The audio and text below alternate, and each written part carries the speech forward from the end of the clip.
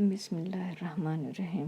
سورہ ہمزہ آیت نمبر 1 سے 9 تک میں اللہ پاک فرماتا ہے، ہر تان امیز اشارتیں کرنے والے یعنی تانا دینے والے چغل خور کی خرابی ہے۔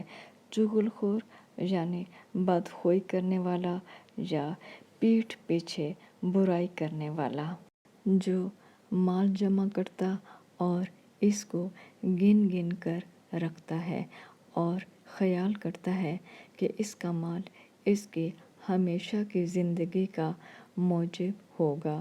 ہرگز نہیں، وہ ضرور حطامہ میں ڈالا جائے گا۔ اور تم کیا سمجھے کہ حطامہ کیا ہے؟ وہ اللہ کی بھڑکائی ہوئی آگ ہے جو دلوں پر جا لپٹے گی اور وہ اس میں بند کر دیے جائیں گے، یعنی آگ کے لمبے لمبے ستونوں میں۔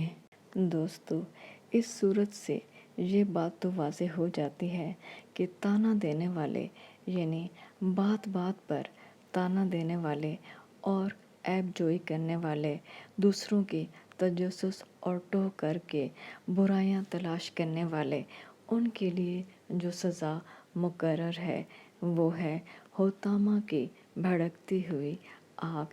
حطامہ جو اس آیت کے مطابق دلوں تک پہنچ جائے گی، جو لمبے لمبے ستونوں کی طرح ہوگی۔